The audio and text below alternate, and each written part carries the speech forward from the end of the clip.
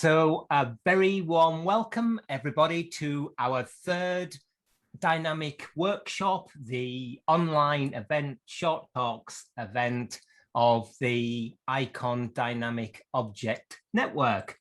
To get us started, we're just going to hear a few words from Ken Cobb, who was one of the founder members of the network, just to give us a bit of background info. I'm afraid one of our speakers today, Dr. Emily Ackermans, is unable to attend because she's unwell.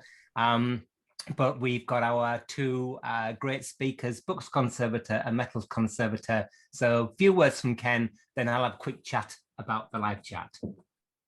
Thank you very much indeed, Matthew. Thank you. Well, good evening, everyone, and good afternoon if you're obviously in other parts of the world. I was reminded whilst I was making notes that when Matthew just landed me in it to say, would you like to introduce that even the world moves. And obviously it's moving round and round, or round its orbit as well. So, you know, why not have a dynamic object network? When we founded this about 4 or 5 years ago, we didn't know whether there was going to be a need for it or a pull for it. We knew there was a need for it, but we didn't know if there was going to be a pull for it from you know, people within ICON or outside ICON. And what we found was that things were quiet for a little while, but now with these, through Matthew and these webinars or Zoom meetings, we're actually finding that more and more people are slowly becoming more interested in the dynamic object network as part of ICON. I think, I won't say we're going from strength to strength, but you know, we do have quite a good following. So everyone, please keep watching out for the events, and let's go on to our two speakers. Thank you, Matthew. Yeah, just a quick word. Thank you, Ken. A quick word about the live chat. These events are actually, even though it's been quite stressy with IT, they're kind of informal events. So rather than waiting for the end with formal questions, which please do use the Q&A function, but it'd be really great if you, presumably many of you know one another anyway, but please do start chatting in the live chat. We'd love to hear where you're from and what kind of projects you're working on, and we'll look out for questions as well. So please say hi in the live chat as we go along.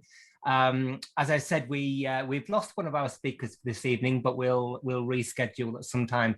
But I think one of the concerns of this network is that it, at least in the early stages, involved a lot of horological conservators, basically the clock and watch type people. And of course, we are delighted to see the clock and watch people, but the world is kind of one big dynamic object. So tonight's a real kind of breakthrough for us, and we have to thank Dale for introducing us to these two speakers, Leah and Kate.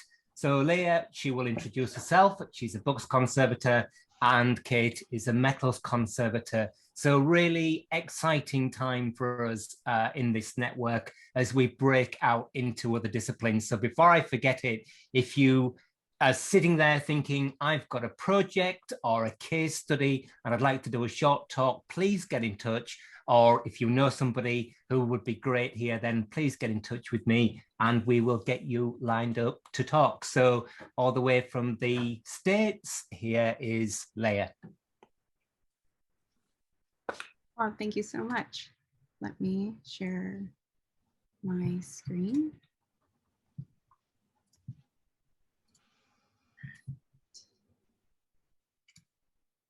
Can you all see the presentation? Mm-hmm. Okay, wonderful. Let me minimize this. So hello, everyone, and welcome to my presentation, The Transforming Book. And my name is Leah Humenuck, and I am a private book conservator in Southern Pennsylvania in the USA. And a little bit about my background: I earned an MA in conservation from West Dean of Arts and Conservation in 2020. And since then, I have been a consultant and researcher for the US Army Heritage and Education Center and the National Cryptologic Museum. And I am soon to be a graduate student again for the Rochester Institute of Technology, studying color science. So this is the outline of this presentation, and I will take us through a very brief look at the history of the book and present a different way of approaching it as a transforming object. And then I will talk a little bit more about some of the unusual or extremes of books, such as artist books, as well as pop-up books. And finally, I will discuss a case study about a particular type of book structure, an album structure, whose purpose is to subtly change shape, but the materials and some design flaws failed for its purpose and thus required conservation. So this presentation is about reconsidering how we think of and approach the common form of the book, which will be focused in on Western books. Perhaps when a book is approached, the goal is to read it or extract the information that the author wants us to have.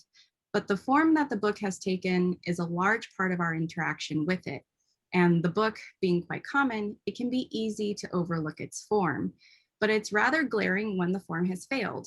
A book can quickly become unreadable as the interaction with the form to get the information has become impeded.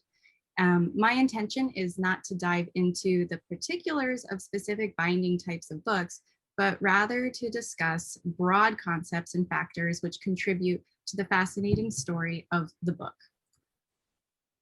What we think of a book today comes from the codex, seen in the lower left-hand corner. The established appearance of a boxy rectangular form of sections sewn together. Before that, there were such forms as letters and scrolls. The codex allowed someone to compactly carry information in a way that allowed them to reference something at the beginning, the middle, or the end of it without having to read or disturb the other parts at all. And this was something that could not be done by a scroll. You would have to scroll literally from one end to another to get anywhere that you wanted to. And letters generally didn't have the robust protection around them. They were typically thought of as short-term items and typically end up mangled or damaged over time. But the codex is the form that gives us the major parts of the books, which can be seen here in this middle image. And these have been changed and improved upon. A book has a head, a tail, a foredge, a book block, a cover, and a spine. For this presentation, we will focus in a little bit more on the spine and the book block, where the majority of the action that I'll be talking about occurs. The type of materials available and the intention of the book informs and transforms how it moves.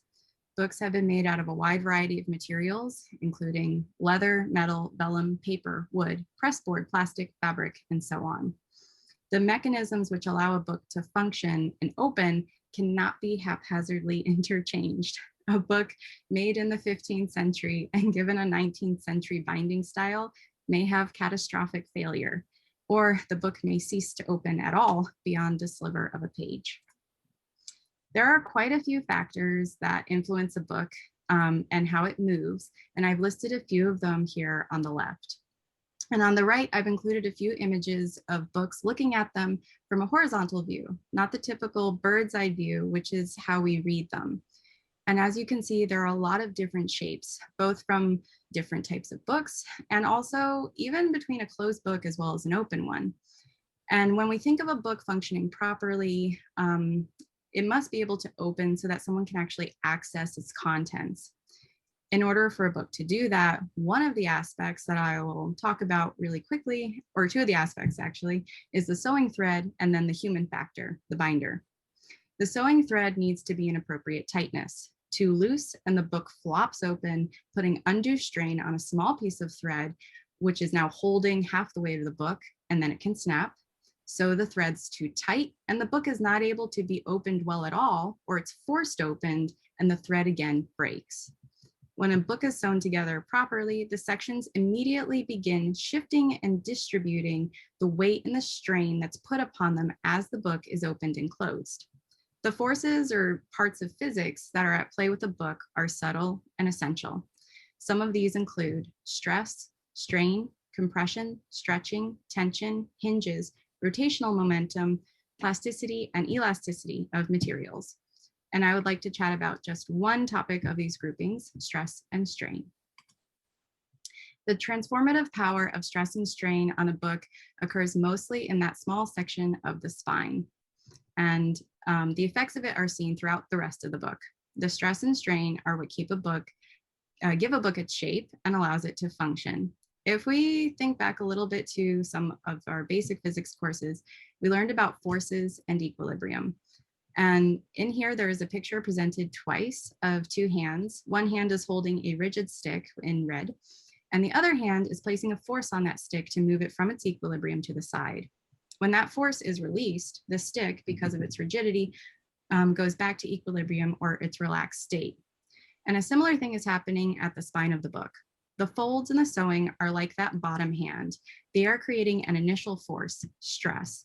When a book is opened, the hinges of the boards rotate out and the pages are like this stick, except most of the pages are very flexible. So there may be only a small portion of the page which is actually experiencing these altering forces that are trying to pull it back into equilibrium, the closed position.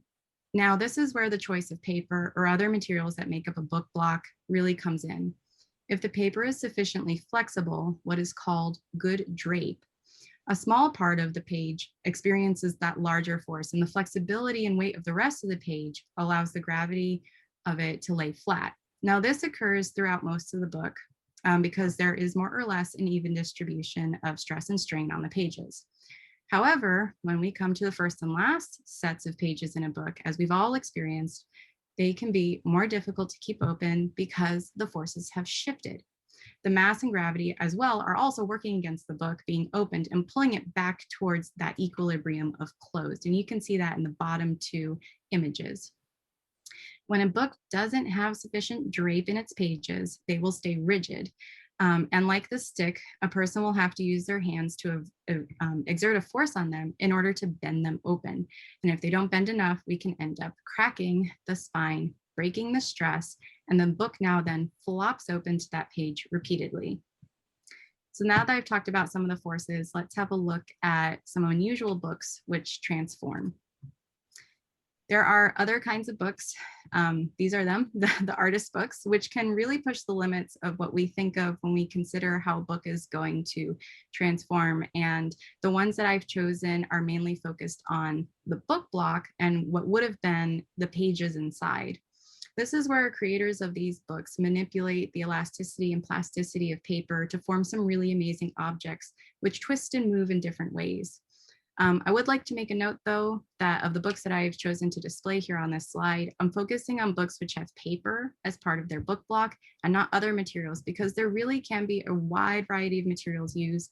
I've even seen a book made out of glass, which is really fascinating. Very similar to some artist books, pop-up books take full advantage of manipulating paper to create some stunning effects. For images 18 and 19, these are earlier versions of pop-up books or pop-up aspects to books. But it's really only until the later 19th and into the 20th century that we see the pop-up book as we think of it today. So I have two GIFs on this slide, showing one in the upper left-hand corner, a more simple type of pop-up. But in the bottom one is the larger, very popular Game of Thrones pop-up book, which is really incredibly detailed. And all of it relies on the elasticity and plasticity of paper, being able to change its shape, very similar to origami. I've also decided to include a massive pop-up book, which was used as a prop on a stage for a Scottish play. And it's held by the V&A Dundee. And they also have a really lovely 3D scan of it, which you can turn the pages, rotate the book around, and really see it transforming and changing shape in all of its 3D grandeur. And finally, this is a brief case study that I have to present. It's a look at a failure of a book which is meant to change shape in a subtle way, but due to the inherent vice of materials and some design flaws, it failed. This is a Victorian scrapbook album, and in the bottom right-hand corner, that's an image of it before I conserved it. Inside, these albums have what's called a guard binding. And this is where, before I mentioned that pages are sewn together, this is where there's actually another component that is sewn together. And then the pages themselves are connected to that by a hinge. And this could be a type of sewing or a flexible textile with an adhesive. And as we are familiar with scrapbook albums that we may own, They're meant to go from that wedge shape that I show in the upper left-hand corner to the more ideal parallel shape in the upper right-hand corner. But unfortunately, albums can also undergo a lot of other problems and issues, such as being overfilled or being filled with too many heavy items. And the joints and the guards and the pages are not meant to hold these, and they don't adapt to the shape. And as you can see in the bottom left-hand corner, I'm trying to show what that damage could look like. These are the befores and afters of treating the album. The biggest challenge of this was figuring out the best way to adapt a similar style of binding to the book and its materials in its current state, rather than recreating the old failed version, because it failed for specific reasons. And what I ended up seeing was that there was a design flaw in the proportions that were used for the hinges and the guards for this book, considering how stuffed it was, as well as the brittleness and the weight of the pages with all of their stickers and scrapbook items on it. So what I ended up doing was I subtly changed the shape and the proportions of the binding mechanism in order for this scrapbook album to continue living on as a beloved piece of family history. I hope this has been informative about books and how they transform shape when they're used, introduce you to some unusual examples of transforming books, and the case study about a changing of shape that's meant to happen, but ended up ultimately failing. Thank you.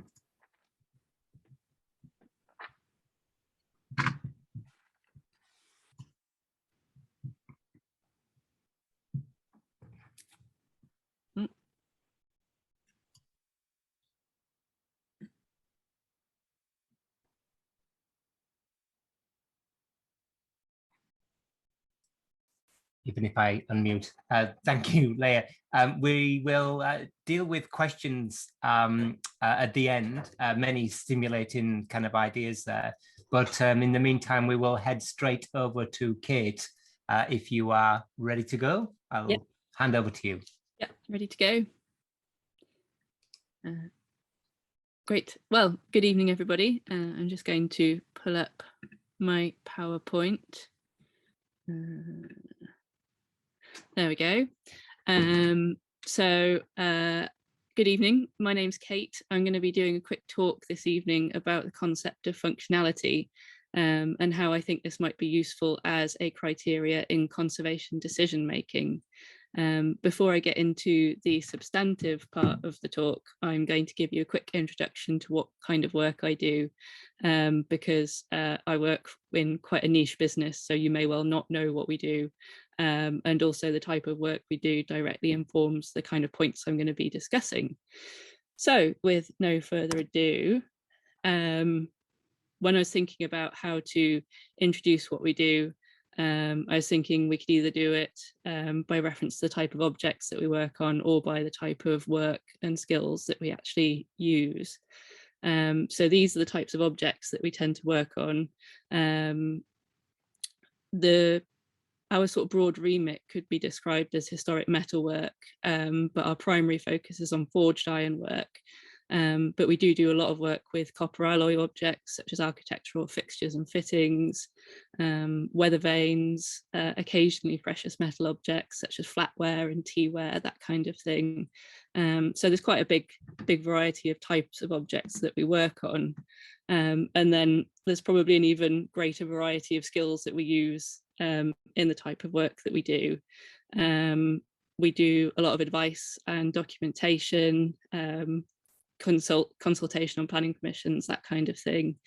We do a lot of surface finish and coating focused work, like removal of degraded coatings, patination, gilding, polishing, application of new coatings, replication and reinstatement of lost or damaged elements, which we use hot forging or fabrication techniques for. We also do removal, transport and reinstatement of metalwork from a whole variety of locations. We have done some quite crazy things like constructing sledges to pull things up hills in the middle of nowhere because there's no other access.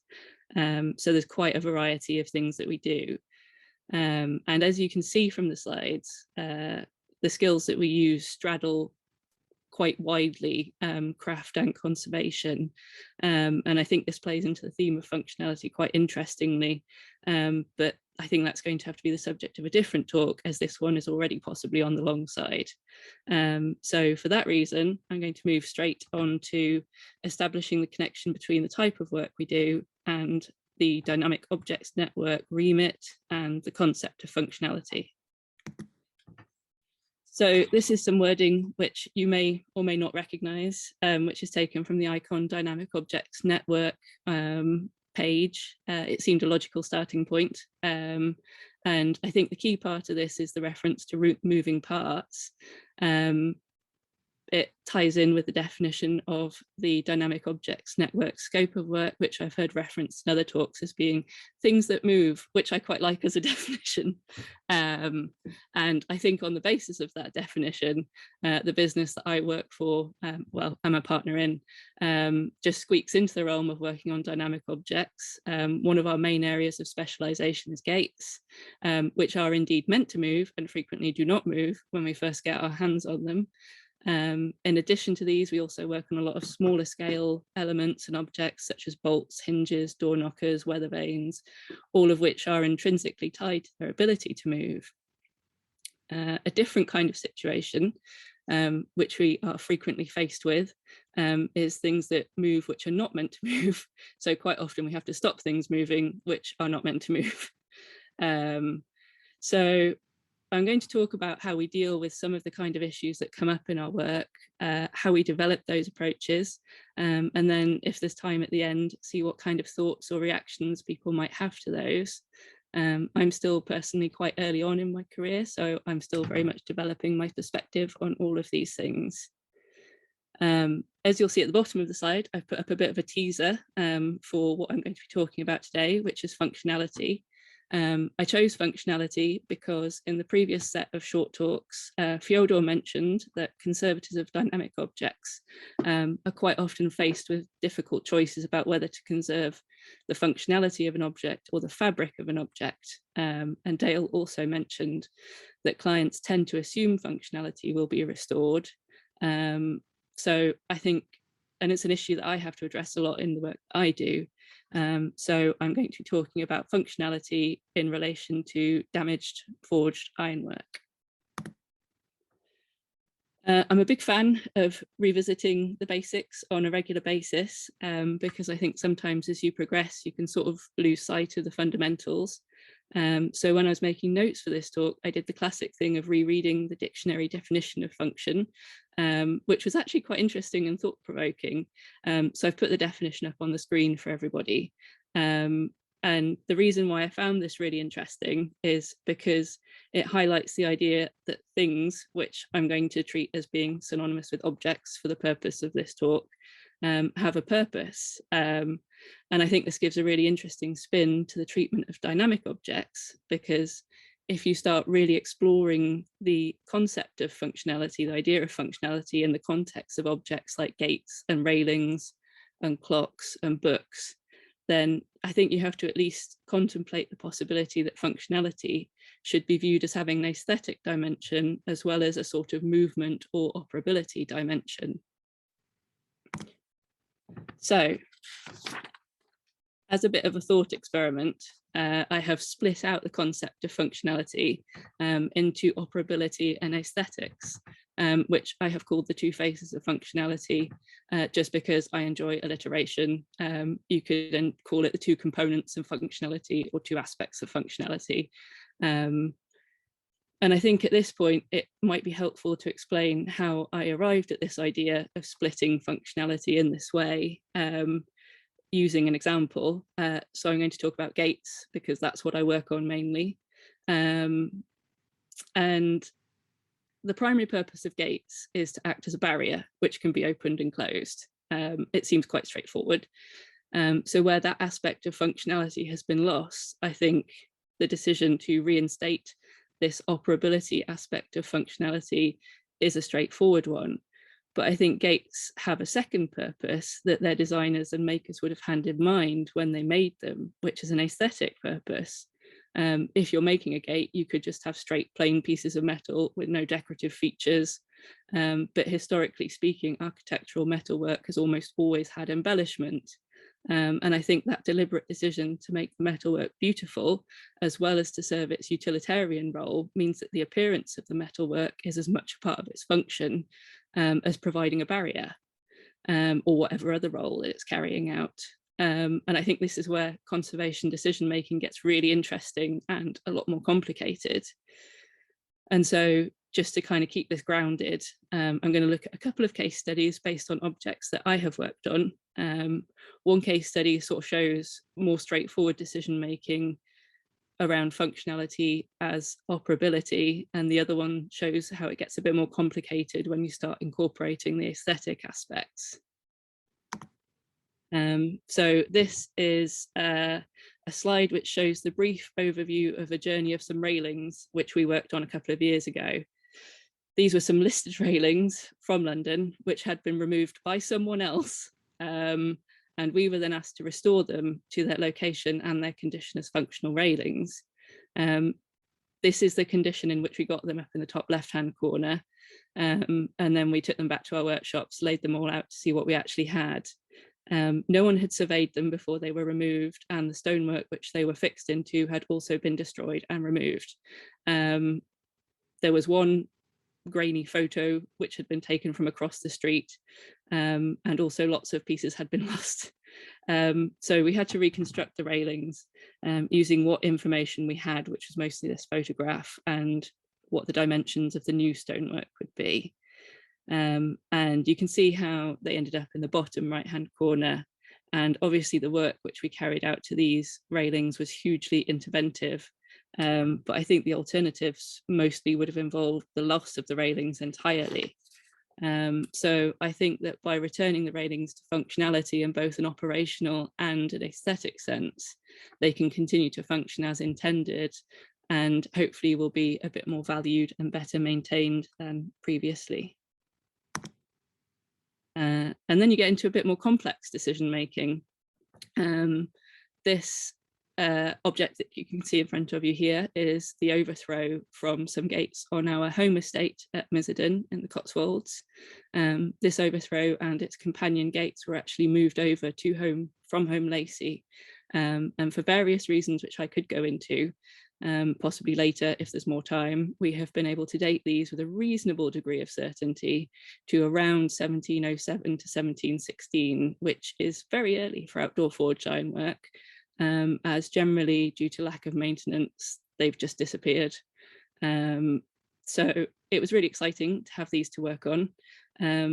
It's quite a complex object, as you can see, with a lot of different elements going on. So it presented quite a few challenges in terms of decision making. I'm going to look at the structural sort of operability issues first. And you can see here, this is one part of the gates or one area of the gates. And you can see its starting condition on the left. And then once we'd taken it apart to look at quite how extensively damaged it was in the middle, and then its final condition on the right-hand side. And you can see it suffered a lot of material loss due to corrosion. So we had to do a lot of replacement of degraded mechanical fixings on this, replacing sections of stock where so much material had been lost to corrosion that it was actually no longer structurally viable, and then also restoring fixing points for decorative elements. And that's kind of the more straightforward decision making, because it just won't stay together if you don't do that kind of work. The more complicated decision making is the stuff which is more along these kind of lines, because these are not necessary for the overthrow to function. It can stand up without these, but the whole appearance of the overthrow is just kind of a sum of all of these elements and how they look. So I think these are really important for these kind of objects. You can see some of the areas which we worked on, which included leaf work along the bottom, the flower work on the right-hand side, some sections of the decorative shield which had been lost. And you can see that there's been a big change in their appearance, a really dramatic change in their appearance after we finished working on them. And I've done this not just to show how lovely they are, but because I think there is a really fundamental or intimate connection for objects like this between their functionality and their aesthetic. And I think that this can therefore sometimes justify quite a significant level of restoration. When objects like this are in a really dilapidated state, which they quite often are when we start working on them, I would say that there's an argument they've lost some of their functionality because they're no longer fulfilling one of the purposes for which they were designed. And then there's just a final photo of how the overthrow looked before and after we worked on it, just because a picture, I think, is worth 1,000 words. And then my concluding thoughts, which were, I think the functionality is a really interesting and potentially useful concept, but perhaps need a bit more development in the conservation field to make explicit exactly what people really mean by it.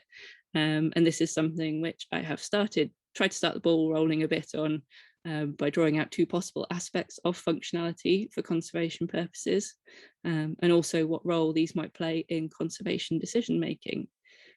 This has all been a bit of a thought experiment for me, so I'd be really interested in hearing what other people think, whether this is useful or whether perhaps already covered by other concepts, or maybe I'm pushing the concept of functionality a bit too far, trying to incorporate an aesthetic element into it. So let us know what you think. And thank you for listening, and to all of the other contributors and the organisers of this series of talks. I think it's really enjoyable and very useful.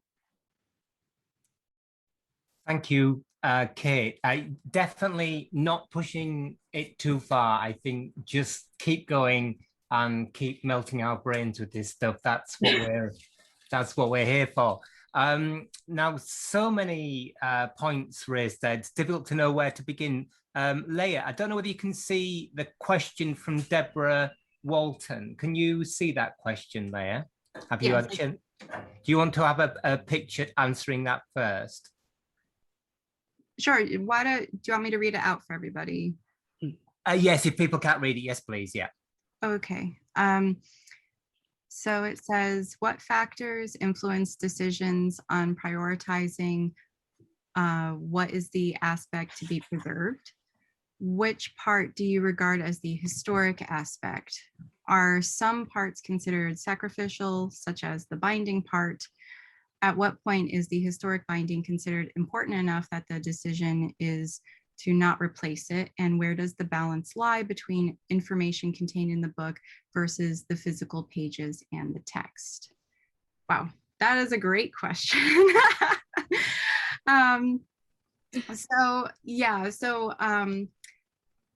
I would say this goes back a lot to, because this was, let me restart that. This goes back to talking to the stakeholders, and this was a privately owned item. It was a woman's great-grandmother's scrapbook album that she had created. And the goal of the project, I think, and the goal of many book conservation treatments, is to restore the book to function. It has to be able to open as a book. This isn't necessarily the same across all books and treatments, so that has to be considered. But if it's not opening, and actually, here's my copy of the Folger's Tempest.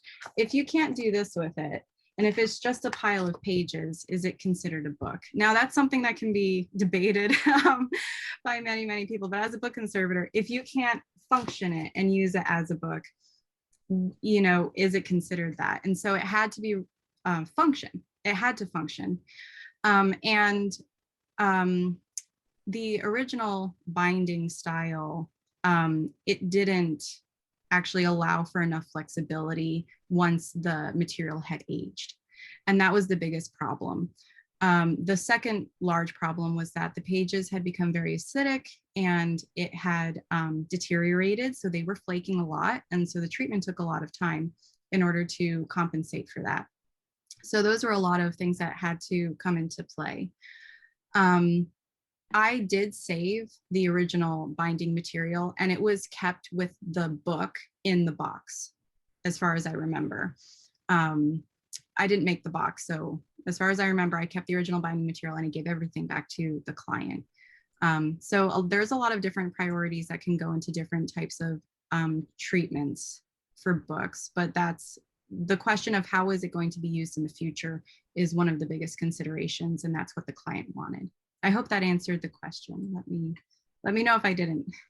That's yeah, brilliant answer. I mean, Leah, there's so many great points raised. One thing that made my heart leap when you began your talk was the fact that you were talking about mechanics, which of course is really sort of obvious that you would want to know and talk about mechanics and stress and strain. But maybe it's just because I've kind of been out of the loop for such a long time, but it's really rare. Even in horology, strangely, to hear people talking about mechanics. So it kind of got me thinking, and maybe this already happens, but there's a whole sort of almost standalone bit of work or debate. And this maybe ties into Francoise's question in the live chat about subject or material specific vocabulary, but that was really, really heartening there. But just to sort of pick up on a question that we get a lot in the horology world, and that was the resistance or the temptation to improve. You said, you used the term design flaw, which we get a lot.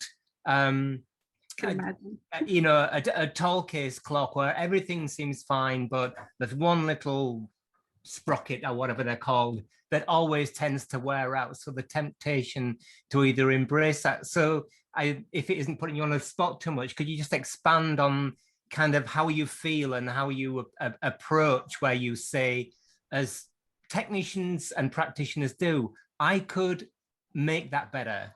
How does that kind of work? And again, if the panelists want to chip in, then please do. Yeah, I think I definitely had the temptation of, because the original binding structure had completely failed, and there was no way that it could actually be conserved and reused. I definitely had that temptation of, I could redesign this and make it better than before. And then I also stepped back and really looked at it and thought to myself, is that the proper thing to do? Because when the owner approaches it again, that's not what she wants to see. She wants to see as much as she can her grandmother's album. And even though I did make improvements, I tried to make them as subtle as possible. And so I looked very, very closely at the original binding structure and recreated it using some more sympathetic modern materials. And then I did adjust the proportions of some of the items that had failed, like the hinges, because without that, it would have caused more damage later on, and it would not survive for her grandchildren. So looking back towards history, I would say, and then using that to make my decisions for the book, I think came across as a really nice hybrid, a sympathetic hybrid to looking back at the historic material, but using modern materials that would still function for her. Thank you very much. I think that subject alone is one that in this network and with our colleagues in other disciplines, we should really explore that. As I said, it's the first time I've heard it in other discipline, but we get that a lot. And there's always, as you say, there's that sort of pushback against, you know, using different materials or so-called improving a structure to make it last longer. There's a question from Daniela, which I think might be quite straightforward for Kate to answer, but for Leah, Daniela asks about, do you offer with, when you take a treatment back to a client, sort of ongoing maintenance advice, as we do with sort of overtly dynamic things like clocks? I don't know whether you can see the question there, but she asks, do you offer maintenance advice, ongoing care advice after you've carried out work? That's the question. I can comment a bit on it from my perspective. Yes, yeah, please, yeah, just chip in, yeah. So We do. We always try to. And I have actually only been working for a couple of years. So I haven't seen much filter through, because most of our maintenance cycle recommendations are based more around like a 5 to 10 year kind of cycle. But very excitingly, last year we had a client of Alex's who came back after 7 years, when Alex had done some quite extensive work on some gates that he had, and we cleaned it and repainted damaged areas of paint, and it was really exciting because people were actually following maintenance recommendations. So I think if you do try and give people, I think they have to be quite sensible and achievable recommendations, because unfortunately, in the area that we work in, which is mainly forged ironwork, it's not really viewed as a hugely valuable or priority item. Generally, other things tend to get prioritized first. So we have to be really realistic about how much people are actually going to do to it. But the recommendations tend to be things like, if you can, just go and look at the paintwork every year.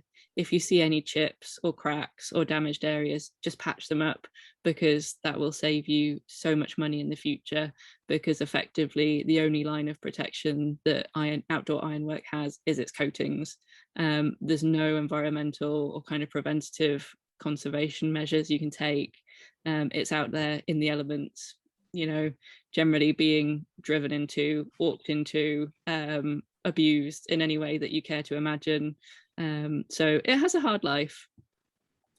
And Leah, do you have anything to add to that? I mean, in terms of book conservation, when you finish the treatment, do you generally kind of say goodbye to it for 150 years, or do you tend to see things coming round in cycles?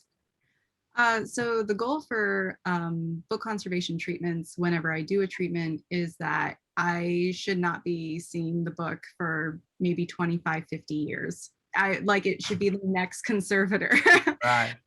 That should do it. But absolutely, we talk to clients about handling. If it's a private client, I talk to them about how their book is supposed to open and how it's supposed to function, because not every book opens and functions the same way. And certainly when it's for an institution, like for the US Army, always on the treatment, I always have a handling instructions for the librarians and the researchers who will end up handling the book. Hope they read it. Thank you very much. Yeah, Kate, so please, panelists, do chip in, don't let me hog the show.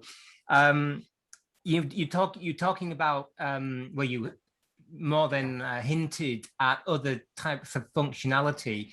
And I love the fact that you just came straight out and said gates are a barrier, or, you know, many or some are. Yeah. And of course, for me, the kind of subtext there is there to keep certain kinds of people out and certain kinds of people in. Yeah.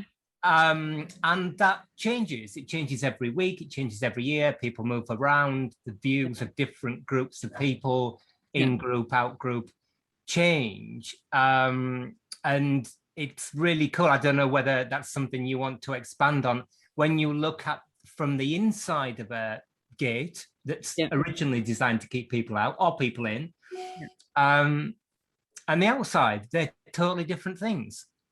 Gates are such statement pieces, you know, they were such a symbol of wealth throughout most of history.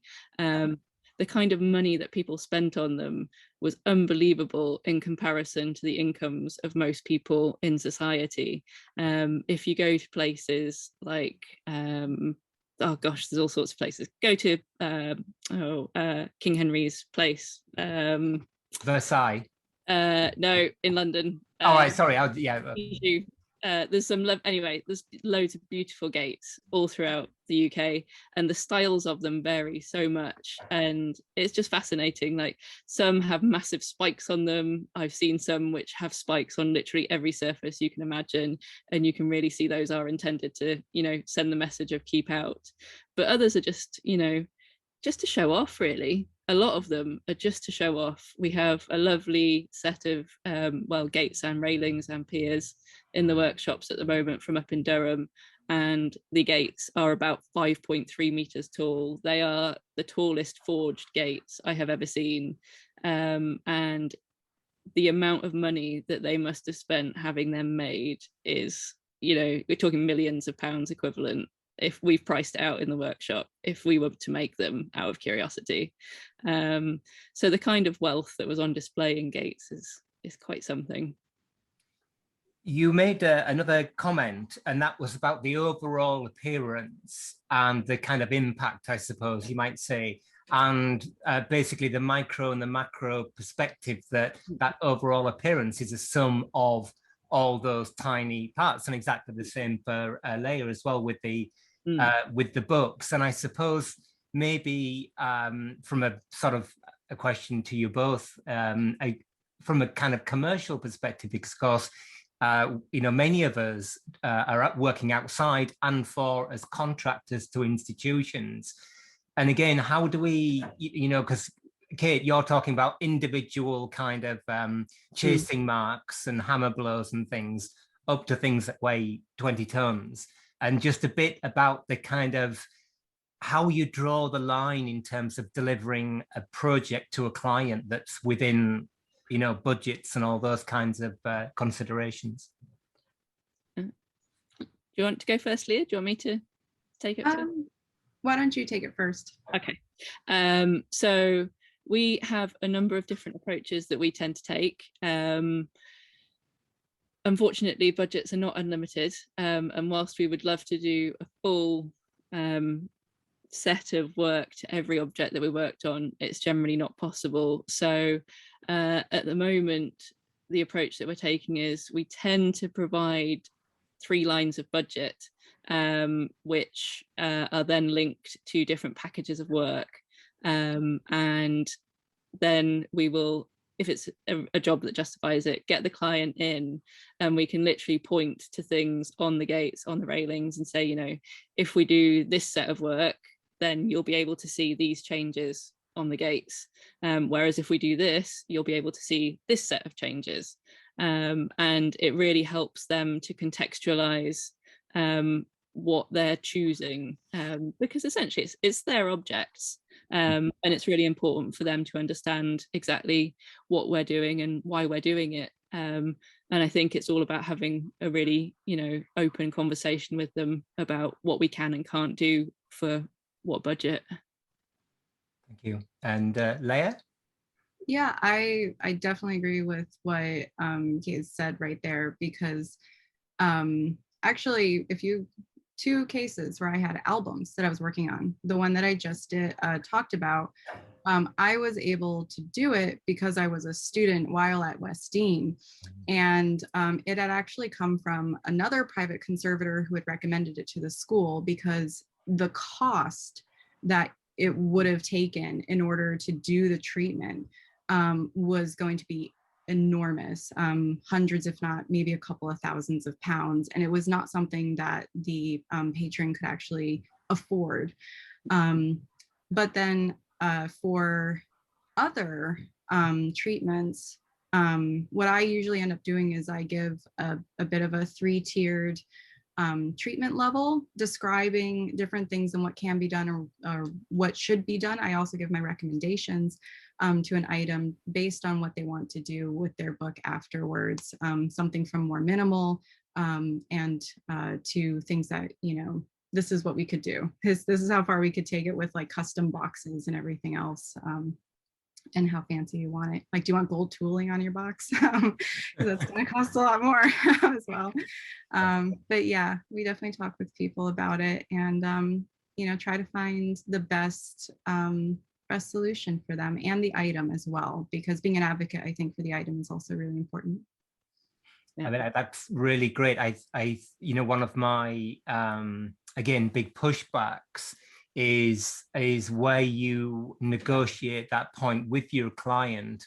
Institutions tend not to be problematic, but private individuals, I don't know whether either, maybe not in Kate's case, because these things, I guess, tend to belong to estates, but again, they are, without going completely off on a tangent, I suppose a book is overtly something you can pick up. It might belong to a library, it might belong to a collection, but you can pick it up and move it.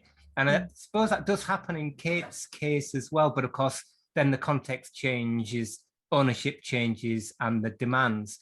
We've got a question, a technical question for Leah from Ken. I don't know, Leah, whether you've seen the question. It's in the live chat, but it's about the, you discussed tightness of the binding thread. As the book is opened and the page is turned, do the pages move along the thread? So do they slide along the thread? They shouldn't. That should be stationary. So similar to, I don't know if you remember the diagram, the thread that I had about like the two hands with that rigid stick, the thread and the folds of the pages, the sections, should be that stationary hand, and that's the initial stress, and that should not move. The other parts of the book should move once it's over on the table, but yeah, the threads should not move. And when the threads start to move, that's when you end up having problems, and then short pieces of the threads end up holding the rest of the weight, and that's what you don't want. So it's Ken. I'm off mute now. So the flexibility of the book then is purely the material of the pages, like you mentioned, paper in this particular case, or in the example I think that you did, the actual bending point was actually away from the gutter, wasn't it? It was designed to be well, just away from the gutter. Is that right? Is that my? Right? So for the example that I gave. So that was just one type of binding style. There are actually many other types of binding styles and sewing patterns as well, that the book will actually function in a way where you can put it at a right angle, where it's not going to be that loose open, but it will actually bend at a right angle or further. And I wish I had that on my slides. I don't know if I could show you. But there are a lot of variations in actually the sewing types of styles. I decided to show a more common type of book that is seen, but there are many others that have different, they move in very different ways. Yeah. Okay, right, okay. Thank you, Matthew.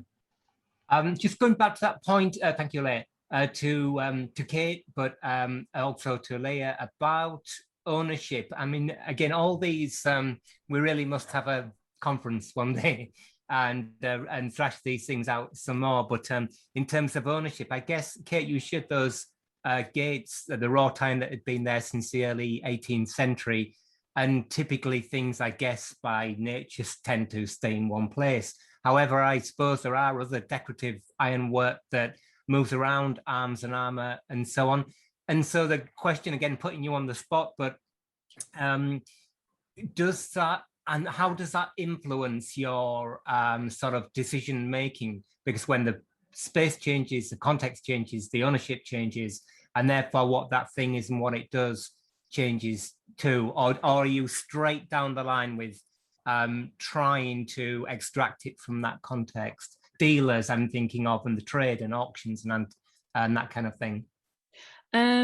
It's interesting with objects. I do, well, actually, even the gates that I used the example of, metalwork lies, it gets moved around all the time. Just because it's architectural metalwork doesn't mean that it is where it started out. So those gates had actually been moved over from Hereford to the Cotswolds. And most of the things we work on are actually owned by private individuals. We do work for sort of institutions like the National Trust and Historic England every now and again.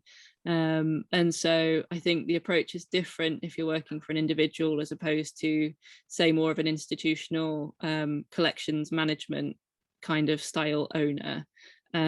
Because I think they tend to be much more educated about the kind of conservation issues that you might be sort of thinking about when you're designing treatment plans. They tend to be more aware of more minimal intervention kind of approaches, whereas when you're working for a private client, they really enjoy seeing significant change in their objects. That's kind of why they're coming to you generally, because usually by the time we get things, they're in a fairly dilapidated condition, and the reason that they've made the decision to have the work done is because they want it to look nicer.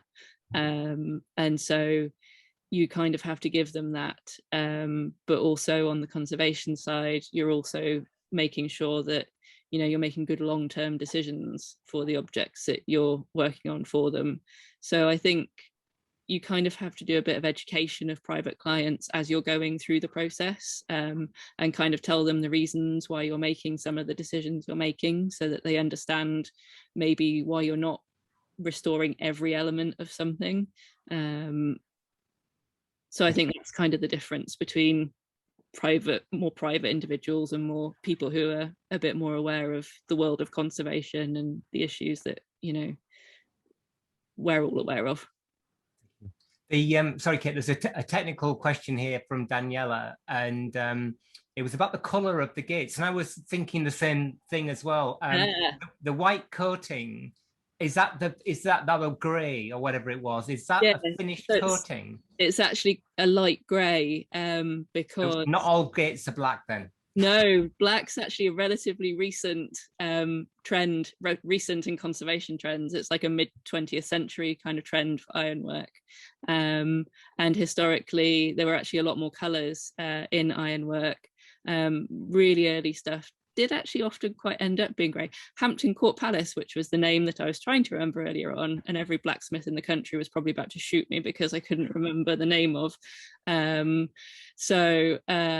They were actually grey originally, and they are from a similar, they were just a little bit earlier than the gates I was talking about, and there's been quite a lot of paint analysis done on those.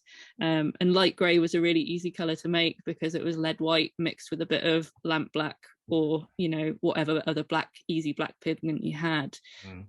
So that was quite a common colour very early on. And then there were other colours that came back in. If you ever go to somewhere like the V&A and see the Hereford Cathedral screen there, in the sort of, I think that's mid-Victorian, late Victorian, polychrome metalwork was a massive thing, and it is beautiful. It is red and green and blue, and it was a real feature. So metalwork should not automatically be black. The image you showed with the colours, that was a digital overlay, was it? Or were they colours? No, that's actually its colour. It's in bright sunshine, so it came out quite bright, but it's a light grey, essentially. Right. Yeah. Thank you very much. We're about probably done for time. I feel that this conversation, and it absolutely should. Oh, Leah's got her hand up. Sorry, Leah. Thank you. I had a quick question for you, Kate. Follow-up. When you talk to a client about the colors of these gates, because most of the time you think of outdoor metalworking, you think just black, and you tell them, oh, this was maybe once gray or something like that. How do they take that? What's that conversation? It's interesting. People are generally quite dubious, and especially with the lighter grey colours, because lots of people think it looks like a primer coat, and so they look at it and they say, have you finished painting it?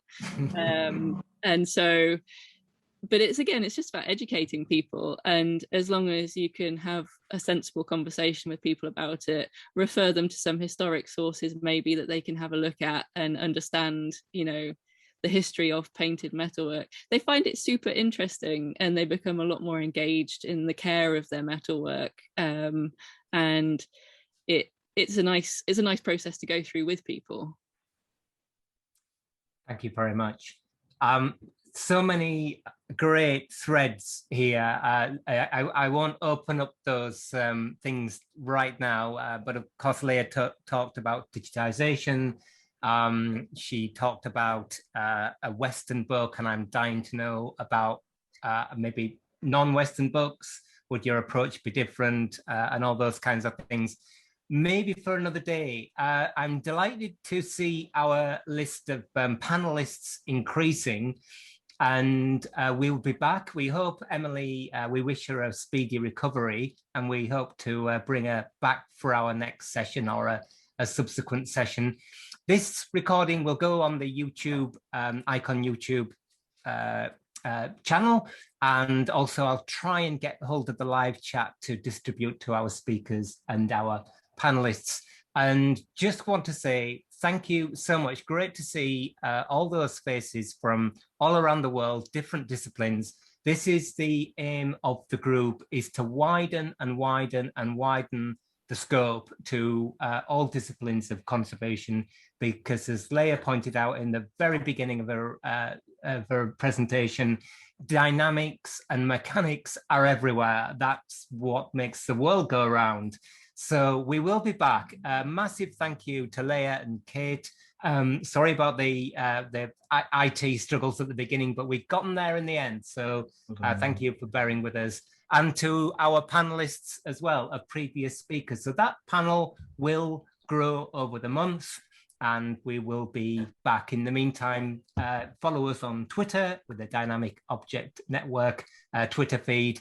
And just to say thank you so much for attending, and bye for now. Thank you. Thank you. Bye. Thank you.